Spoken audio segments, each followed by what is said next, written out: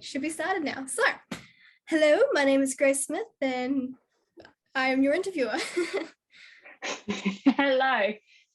So tell me a bit about yourself. Who are you? Hello. Well, I am Gina and I have a connection with you through my little sister Bianca, and I live up here in Rotorua with my two kids and my husband, and I've been studying Psych for the last couple of years part-time while trying to look after some little toddlers. Sounds quite cool. Yeah. You seem like you come from a very creative and smart family. Like for Bianca, it's like music and nutrition and stuff. Like, is there a creative outlet for you that you like to enjoy, or is it kind of like your, yeah? Oh, any creative outlet. I quite like a few things. Where to start? I like. We've got Uncle Mark in the background there. That's the uncle that sings opera over in Canada. Oh, yes. He's come from the lounge into the spare room recently. He's moving around. And I like painting of any kind. I've loved using knives and oil paints and watercolors, and I got into pottery for a bit as well. I think anything that is a bit creative is really fun for me, and I kind of just get hyper focused and then just go for it. That's awesome. How long have you been in that sort of, like, how long have you been painting for? Oh, very, very much on the side, more hobby, definitely. Just forever, definitely, just forever. Yeah. That's awesome. I think that's like coming from the family. I think it's just a natural progression. So there's that, and then also lots of music. So I did a lot of gigging as well back in the day, and then I've done a couple of gigs with Bianca from time to time. So I think my latest gig. Yeah. I think the last time I was gigging like frequently was when I was quite pregnant with my first kid, and then my Thea, and so she was in my tummy and I had the guitar in front of me, and she started kicking the guitar through my stomach, and I was like, oh, this is a bit tricky. But I think after that my ears started popping too much while I was pregnant, so I couldn't hear myself, and it was like I was doing that weird like ma type thing in between singing, and I was like, oh, this is weird, no, I can't do that into the microphone. So that tweedled down off the side now. Yeah. That's quite, but maybe your daughter wanted to participate in some, guitar slapping. Yeah, I think so. Or maybe she was telling me to be quiet. Maybe, eh? So as you said, you've been studying Psych now for a couple of years. How did you come by doing that? Like, where did you find that passion to start studying Psych? It was, before I had kids, I was a teacher. So I was teaching. I taught in Gisborne, and then Marata, and then over here in Rotorua as a graphic design teacher here instead of classroom teacher.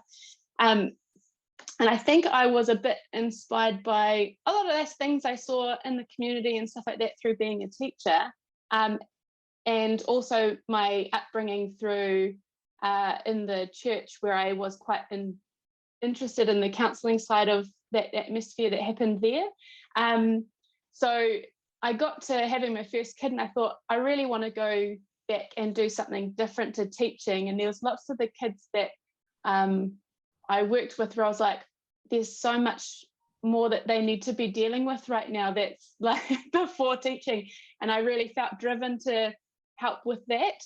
So I think my husband sent me a really good joke, which like just resonated with me, where he said, there's a person that is beaten and bloodied on the side of the road, and a psychologist walks up to them and says, oh no, the person who did this to you must be so troubled. And I was like, oh, okay, yeah, that's a good joke. But I think that's kind of how my brain works. I'm like, there's a lot of gray in the world. It's not black and white, this X hurt Y, blah, blah, blah. There's so much to consider in human nature and all the things that are affecting us. And I really wanted to look more into that and learn a lot more about that so that I could be contributing, and also just knowing that there's a massive lack of psychologists in the country at the moment, and that we're really needing them. So yeah, that was a big part of what drove me towards it, and I've really loved the study so far. Yeah. That's so cool. I heard you also had like a 3-year theology degree. That sounds pretty awesome. How did you find doing that? That was good. That was the first round of study. I'm now a mature student, which feels weird to say, but yeah, my first round of study was that. I went from school to going overseas for a year, I think, and then just came back, and it was a natural progression of, I think I was so highly involved in the church growing up, it felt like quite a natural progression from there. So yeah, I went into that, and that was quite cool. What I enjoyed about that was that it was an applied theology degree. So I did a internship at a Baptist church while I was there for 3 years and learned a few things. And I think I really enjoyed working alongside someone called Sue Ogilvie, who taught me a lot about the support that happens with people, and that it's not just one person coming in to help them, but you kind of have the Kitty mentality of you've got all these structures and all these things around people to help support them, to build them up. And so I think all of the applied stuff that I learned through that was really cool. I really enjoyed that. Yeah. That's awesome. Yeah, that's really cool. It said it was at Carey Baptist, right? Yeah, that's right. Nice. And Bianca also said you did a sorry, I got to look at my little thing here. Too much study. Yeah. So here comes the list. Well, it's just so I don't forget anything. She said you did a training postgraduate. Was that for your teacher's career or? Yes, yeah, I did a graduate diploma in teaching. So I think the system in New Zealand is if you've got a bachelor in anything, you can then do a graduate diploma in teaching and then just start teaching. Cool to know. There's pros and cons to that. Yeah, there's pros and cons. I think some of the pros is the speed. It's really cool to just do something on top of some of the knowledge that you've already got and go into the work field. The con is, I think, to respect the profession of teaching enough. I think that's one of the things I found going into teaching. I learned so much more on the job than I did in university. And I found that quite hard. And I thought it shouldn't be this way around, because you're suddenly in front of a classroom full of kids and you're going, dang, I feel like I should have more training to know a lot more about it. At the time, it was fine. But now as a parent and learning a lot more about development and all that other kind of stuff, I wish that I'd known more before I set foot in a classroom as a teacher, as a sole teacher. So yeah, but the speed of it was good. But I think that's why I'm taking the psychology stuff a bit slower, because I really want to know a lot more about everything to do with it before I start practicing or getting into it. Yeah, so I think, yeah, that was a good course though, definitely a good course, and it was really good experience going into teaching.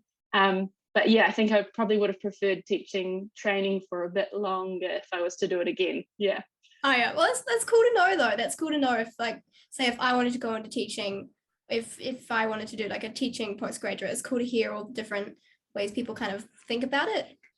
But yeah. Yeah. Bianca said you used to dress up as a Scottish lady for teaching. Oh, I dressed up as a few different things. Actually, yeah, because I think there was quite a few things in teaching where you had a lot of space to be creative because you were with kids, and it was really cool. And I really wanted to engage the kids in the learning that we were doing.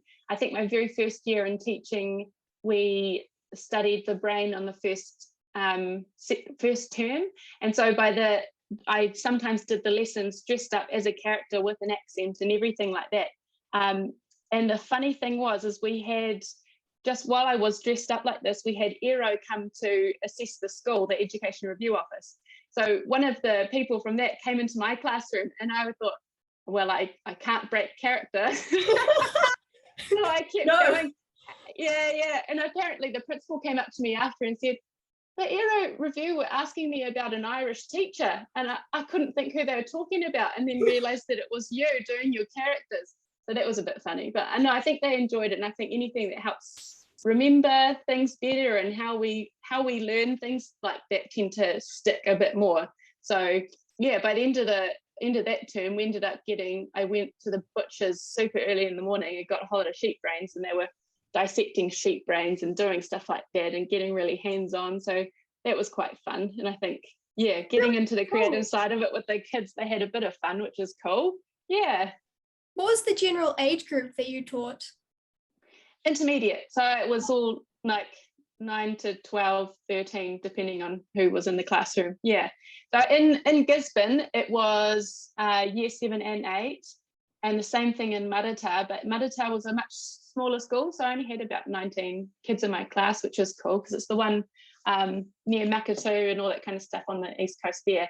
That was really cool. Yeah. That's pretty awesome. I think I would remember my lessons a lot better if someone had dressed up and done like a funny accent. I think I would have enjoyed like maths a whole lot more or something like that. Yeah, yeah. Hopefully you'd remember the content and not just the dressing up, though. That's where I wonder, which is Right. Yeah. did I Yeah. do the right thing? Yeah. Bianca said you taught a low decile school. What is a low decile school? What's that sort of about? Is decile Low a word? decile. That is just yeah. It's just about the surrounding income in the surrounding areas or wealth, basically. And so it's just a determinant on how much funding a government gives to a school. And then what we've got to be really careful of is not making any implications on who's going to that school because of the decile, which is something that happens a lot, especially amongst parents when they're choosing schools and stuff like that. They go, oh, it's a low decile, and they put a label on it or whatever. Oh. So we've got to be really cautious of how we use that. So basically, all in all, it's just to do with funding for the government going, oh, there's not as much money here, so the kids might not have as much opportunities at home, so we'll fund that school more. So yeah, so it's a tricky one though, because sometimes you end up with really mixed deciles, because there might be a lot of like in Marata, they had a lot of the houses out there weren't valued quite high, but then had all the farms, which then boosted the value of it and all that kind of stuff. So I think a lot of the deciles in schools are quite skewed by what's around them, or there So might be like contextual, I suppose. yeah. And so I think one of the issues with that is that you then get like some schools that are plonked in the middle of like very disproportionate wealth and all that kind of stuff. And so some of the kids that like don't have much at home and are facing poverty might be going to a school that is at a bit of a higher decile. So then they don't get as much funding from the government. So there's not as much opportunities at school or at home. So yeah, it's a bit tricky. So it's something that we probably need to have a bit more refinement from the education sector and policy. But yeah, so, but you know, I taught at a couple of different schools that had different deciles, but I don't think that had any effect on who I was teaching or anything like that. Yeah. Well, that's pretty cool. I didn't really know about that word until I asked you about that. So that's pretty cool to learn about. Yeah. Yeah. You taught in Gisborne, Marata, and Rotorua, right? Yes. Yep. What was your favorite place to teach in, if you can pick a favorite? Oh, now that's a toughie. I think I would have to say out of the three would be Marata, and mostly because for two reasons. One, because it had a huge community feel to it, because it was a small township and everybody knew each other, and if there was any issues amongst the kids or amongst the staff, it was just dealt with. Whereas I think in some of the bigger schools and busier places with lots more people around, if someone had a problem with someone, it would become gossip or something like that, and it would just, things would fizzle or build up and stuff like that. But then the community aspect is they all knew each other, their families all knew each other, and it also had a new principal as well who was really passionate. I found a massive difference between principals that had been in a job for a long time and principals that were fresh and were really, really engaged with the curriculum, and not just that, but with the community. So I can't speak highly enough of Angelique Boudoir, who was the principal there. She was amazing, the way that she built up the curriculum with the involvement of all of the families and the local iwi and everything. It was really cool to see that and see such passion being put into the learning and the children. So that was really cool. So I think that would be my favourite school, just because of being a part of that was like amazing. Yeah. Unfortunately, I was only there for 1 year because I was living in Rotorua at the time, and so I was traveling all the way over to Marusai every day and back again. So I only managed to last a year on that, but if I'd lived closer, that would have been really cool. Yeah. That's awesome. That is really cool.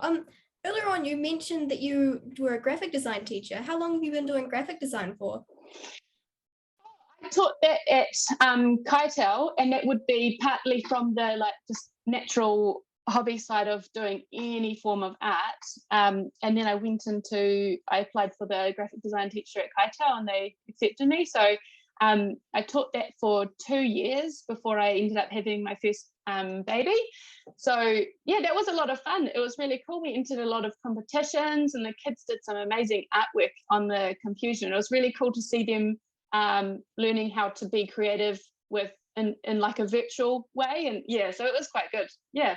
That's awesome. And yeah, graphic design is definitely kind of becoming more and more like happening and that sort of stuff, because especially with like computers and technology getting better and better, it's just like the next progression from pen and paper to the computer, although pen and paper is still like a classic sort of. Oh yeah. So you became a mama in 2015, right? Yes, I did. Yeah. How did you find balancing learning, like studying psychology and having kids and taking care of them and stuff? Yeah, I started now I'm going to have to go back into my timeline. Oh my goodness. I think I started study when my second child was about 2. It would have been 2, because I think I started in 2019. So my youngest would have been 2 at the time. Balancing the two was not too difficult. Major reason for that is I have my husband, who is so incredibly involved, and it's not like you see a lot of stuff online and on Facebook and stuff of being like, oh, the woman does all the work or whatever, and it's just not the case here. And I think it's really cool. He's not the type of parent that you'd be like, oh, the dad's watching the kids, that's babysitting. It's not that at all. We're parents, we're both parents, and so he has done so much and has supported me through this so much. It's really incredible. I don't think I would have been able to do as much without him, and him being like, oh, you can do this, yeah, do that, yeah, it's awesome. And so he even dropped his job from full-time to 0.8 because he really wanted to be involved with the kids, and so he wants to be involved in school pickouts and drop-offs and doesn't want to be missing out on their upbringing by working 9 to 5 and stuff. So I think it's been pretty easy, actually. I think I've been really lucky. So I think the other thing partly with balancing it is, unfortunately, I'm quite a slow reader. So so as soon as the kids get dropped off, I'm like, oh, okay, I have to read now because it's going to take me a long time to get through this. And I think especially when the readings are a lot more philosophical and you've kind of got to look at it for a long time to go, okay, what are they trying to say now? So yeah, so sometimes it's a bit slow and a bit hard, and other times it's quite easy. But in terms of balance with kids, I think I've been quite fortunate, really lucky, actually. So yeah, that's good. That's awesome to hear. That's cool to hear that you've got such a good support system, because you don't see that very much with, like, well, you do, but like, well, I really appreciate hearing things like that, because my mum is a stay-at-home mum, and my dad really supports my mum with like helping us, like teaching us, and because I'm homeschooled, so she taught us and my dad taught us, and I really legend. Yeah, it's just cool to see couples like supporting each other, and it's cool to hear that. So yeah, it's a great family unit there to see that happening, and it's really cool to see it happening with multi-generations as well, and lots of families too. Yeah, it's really cool. Yeah. Well, I need to think of other questions now. Used up all my questions. Have you ever been interested in psychology yourself? I have, actually. Not hugely, but it's always intrigued me. Like, I really like thinking about the psychology of humans and why we think and act the way we do. Like, if you look at, like, you know how we've got the 3 kind of main parts of our brain. We've got like the reptilian part, the mammalian, and then like the frontal cortex. I like thinking and talking about like the psychology of like the fight or flight reflexes, and Bianca calls the other, she adds 2 on. She calls rest and I can't remember the last one, but she adds 2 more onto flight and fight. She adds on rest and Rest and digest. That's the one, rest and digest. I'm not sure Yeah. where she told me that from, but I really liked hearing that. I just like thinking and talking about that sort of thing. Actually, psychology is a very broad term. Are you studying like just psychology in a broad term, or like is there a specific field that you're wanting to go into? At the moment, it's quite broad because I've only just started on the postgraduate part of the study, but I am kind of narrowing it down very, very slowly into, I'm now just going into qualitative research study at the moment and looking a lot into kaupapa Māori research. I am interested in getting into the child and family courses that they're taking next year, so I'll be getting into those ones as well. And then on top of that, Massey do some really interesting one on neuropsychology, sorry. So, and that's all like the whole brain and behavior, all that kind of stuff. I took that paper, I think, in my first year of study, and it was fascinating because you learn all about the fight, flight, and your rest, digest, and all that other kind of stuff.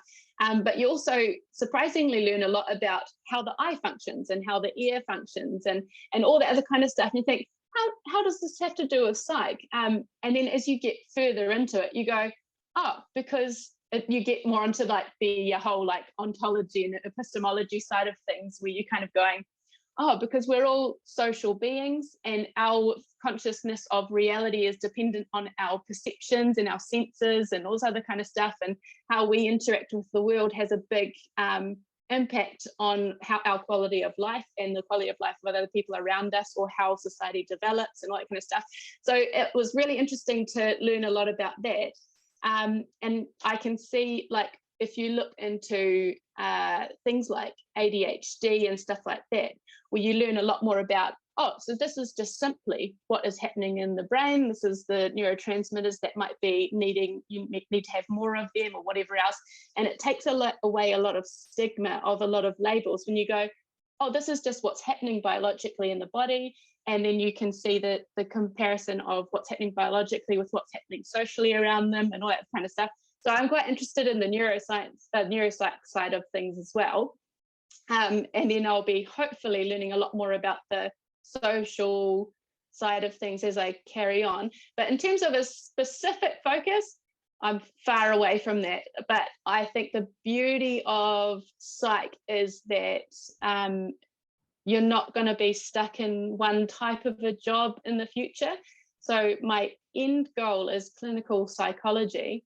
But in that, I could be working in the courts, or I could be working in health, or I could be working privately, or I could be working in prisons, or different things like that. So yeah, it'll be interesting to see how and where I end up. But at the moment, I'm still trying to get a lot of breadth of knowledge from a lot of things. But yeah, so it's taken a while. But I think with Massey, you have to do your undergraduate, and then you have to do a postgraduate with either a honours or a master's thesis, and then you've got to go into a postgraduate of clinical psych alongside another master's or doctorate. So it's a long pathway to get to the end. But yeah, so still really cool though. Like, it takes a lot of dedication, and that's really epic. Yeah.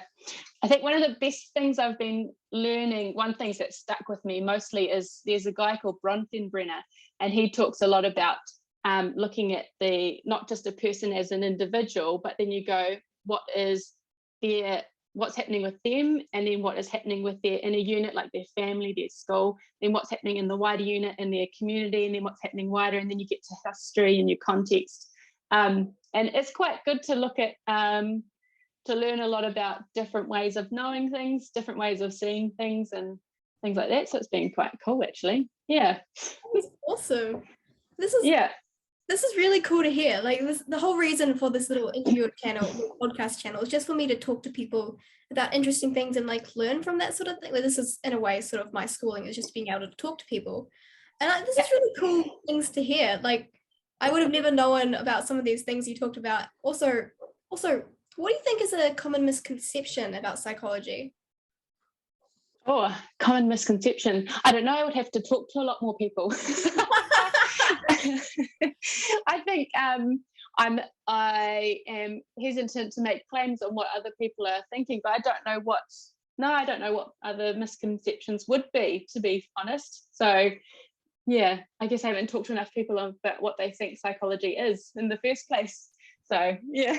That's so good, because there's I don't think there is many common misconceptions. It's more of like a psychology is psychology. Although the way sort of it shows up on TV is very much like in Hollywood. It's like, yes, psychology.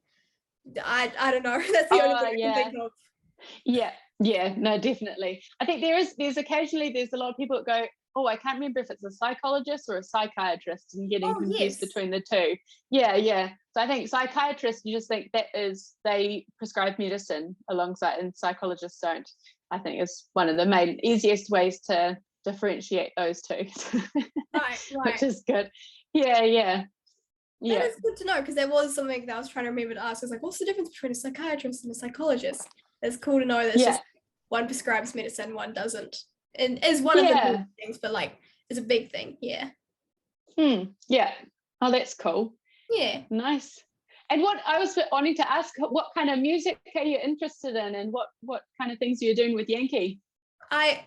She's like the best music teacher ever, and I started like wanting to learn like how to sing a song and like dissect a song and how to sing it correctly and all that stuff. But now I'm like learning how to play guitar. Like I'm almost able to play Ring of Fire, and I'm like learning the drums and stuff. And I actually really found a passion for like songwriting. I'm not good at it yet. I haven't been able to write like a proper song yet, but I've actually I loved her teaching me music theory as well. She taught me so much music theory of how like chords translate over into this, and then you've got this, and you've got the whole circle of chords and stuff. And it just blew my mind, and I loved it so much.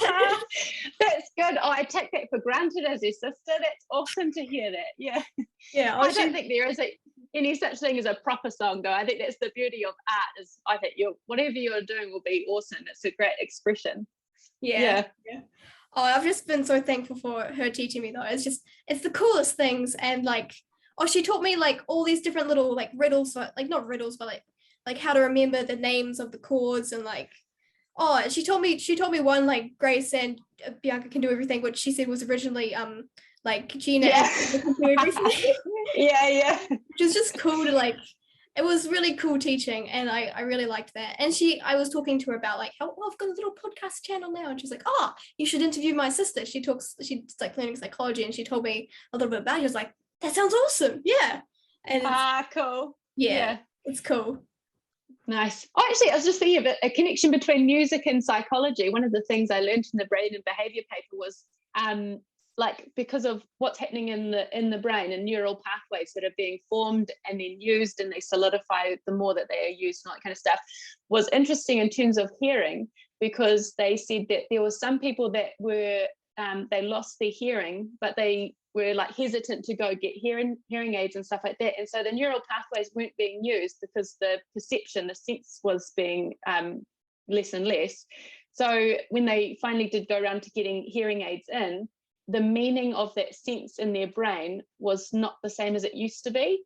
As in, so they couldn't, the brain, because the neural pathways weren't being used, and so if you don't use them for long enough, they kind of just weaken. But vice versa can happen. You can strengthen them as well by continual use. But they said also for some people that were deaf and got cochlear implants and stuff like that, they listened to music or an orchestra, and it sounded different to them than everybody else still, because their brain hadn't heard it before, and so it didn't know how to process it and make meaning of the sound that was coming in. So it was really interesting, actually, in terms of using your brain and using your different senses and how much you use them, and connecting it with music was quite interesting, actually. So I was like, got to go get your ears checked all the time.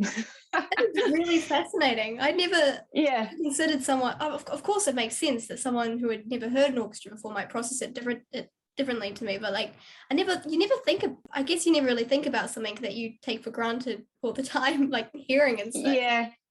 That's really interesting. I heard somewhere, I'm not sure if this is true or not, but I heard that a lot of people who were deaf and got like cochlear implants and stuff thought that the sun was supposed to make a sound. I'm not sure if this is true or not, just stuff that I've heard, but like, I don't know. some people think like some song, like some things like we're supposed to have sounds and they don't. It actually kind of makes sense. Like they're assumed. Yeah, makes sense. I think one of the other interesting ones was they put someone in mirror glasses that made the world go upside down, basically. So they put the mirrors in. So they had to kind of learn everything was up there suddenly. So they had to wear those for a week for the experiment. And by the end of the week, their brain had adapted. So they were doing everything normally. And so it was really interesting to see the way that your brain can grow and strengthen the more you use something. So they flipped it, and suddenly they were able to do everything upside down after a week of wearing them, which was amazing. And then they took them off and felt weird again. So. It would have been quite a trippy experiment, I think. That'd be that'd be kind of wild. As a couple of like last questions, what would you say to a kid like maybe my age, like 16, 17, maybe a bit younger, if they're wanting to go into psychology? What would you give as like a bit of advice? I probably would just ask more questions, really, is where I always come from. I'm reluctant to give advice where I'm just more interested to see the reason for getting into it and what they want to know and all that other kind of stuff. But in general, I found psychology really interesting for myself. For advice, I guess we're probably in an era of distance learning.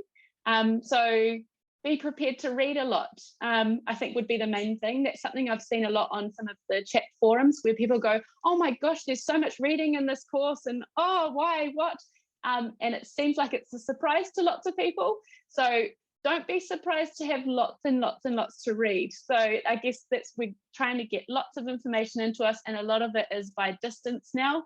So a lot of it is reading and then having a Zoom lecture with someone once a week or something, and that it doesn't hinder you from learning. You can still learn a lot, and you engage in the forums online and all that kind of stuff, but it is a lot of reading. So yeah, and even I'm a very slow reader, and I'm just managing, but yeah, so I think my advice would be expect a lot of reading, but really interesting reading. Yeah, it is really, really cool.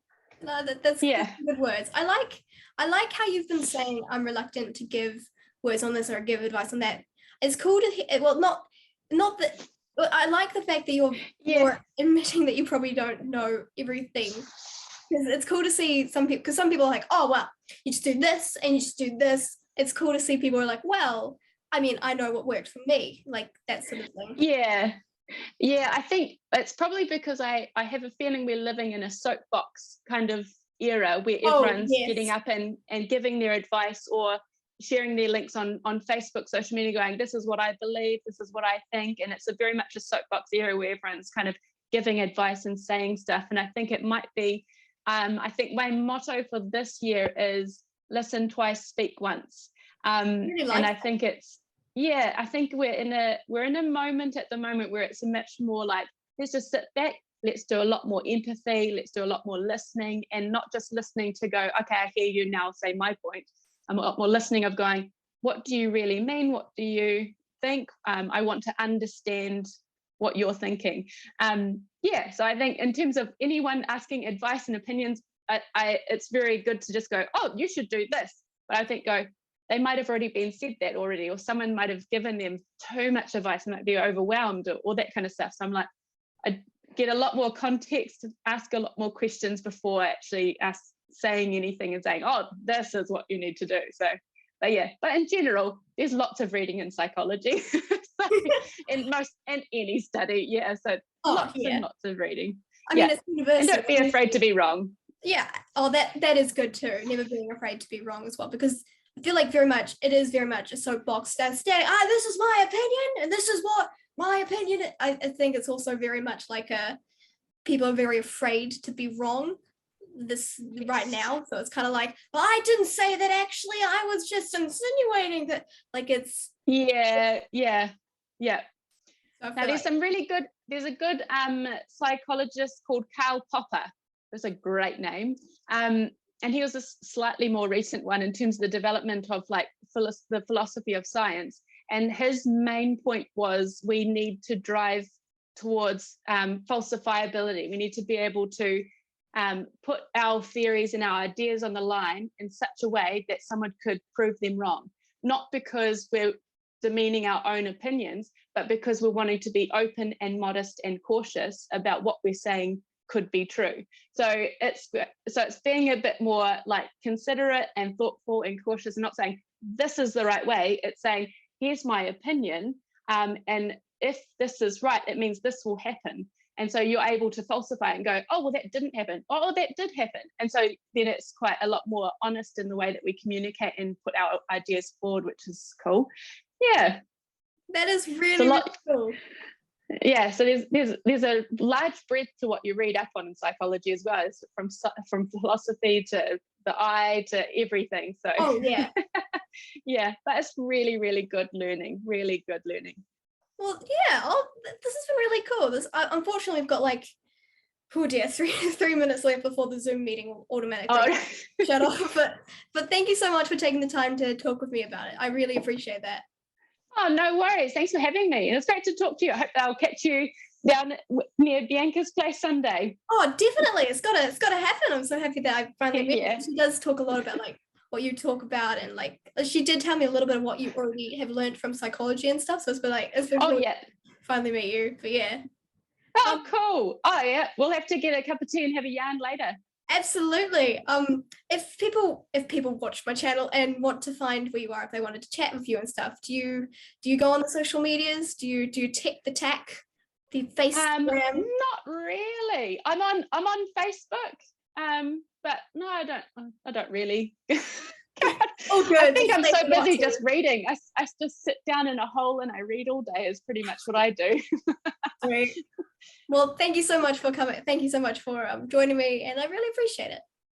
Cool. Thank you very much for having me, and it's really cool to be on this channel and see you doing this. It's great. Thank you. Sweet.